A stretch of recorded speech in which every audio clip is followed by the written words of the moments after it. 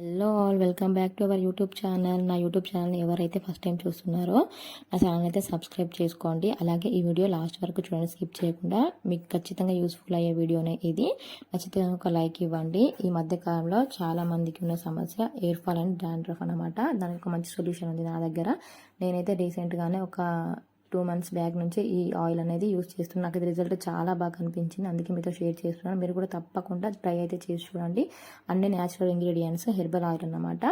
మన ఇంట్లో ఉన్న వాటితోనే అయిపోతుంది. మందారం పువ్వులు, మందారం ఆకులు, కరివేపాకు, ఆనియన్స్, మన మెంతులు, natural aloe vera gel and kalonji seeds, గోరింటాకు. ముందుగా స్టవ్ ఆన్ చేసేసి నాన్ స్టిక్ పెట్టేసుకొని మీరు ఏ హెయిర్ ఆయిల్ అయితే యూజ్ చేస్తున్నారో అదైతే వేసుకోండి. నేనైతే కోకోనట్ యూజ్ చేస్తాను, ఎప్పటి నుంచో అదే వేసుకున్నాను. ఈ ప్రాసెస్ అంతా సిమ్లోనే జరగాలి, హై ఫ్లేమ్లో అయితే పెట్టకూడదు. ఎవరికి హెయిర్ అంటే ఇష్టం ఉండదు చెప్పండి? అందరికీ హెయిర్ గ్రోత్ అనేది ఇష్టమే ఉంటుంది కాబట్టి అందరికీ హెయిర్ గ్రోత్ అనేది ఫాస్ట్గా రాదన్నమాట. ఒకరి స్కాల్ప్ని బట్టి ఉంటుంది.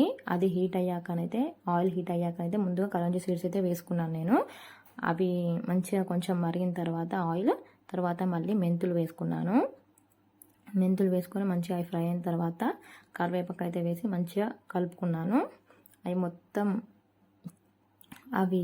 ఆకులు మొత్తం కొంచెం కలర్ చేంజ్ అయిన తర్వాత మళ్ళీ కొంచెం గోరింటాకు అయితే వేసుకున్నాను.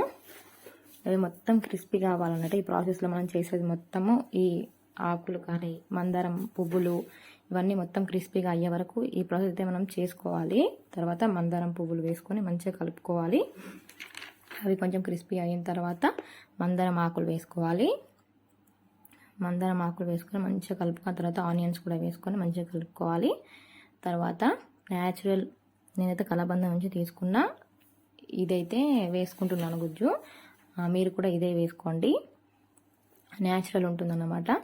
వేసుకొని మంచిగా కలుపుకున్న తర్వాత ఇది మొత్తం క్రిస్పీగా అయిపోవాలి. మొత్తం ఈ ప్రాసెస్ మొత్తం సిమ్లోనే పెట్టి చేసుకోండి. మొత్తం క్రిస్పీగా కలర్ మొత్తం చేంజ్ అవ్వాలి. ఇలా అయ్యే వరకు చేసుకోండి. ఇలా చేసుకున్న తర్వాత స్టవ్ ఆన్ చేసేసి పక్కకు పెట్టేసుకుని ఒక 1 hour అలా చల్లారిన తర్వాత స్ట్రెయిన్ చేసుకోవాలి ఒక దాంట్లోకి. నేను నాన్ స్టిక్లోకి స్ట్రెయిన్ చేసుకున్నాను మొత్తం ఆయిల్ అయితే.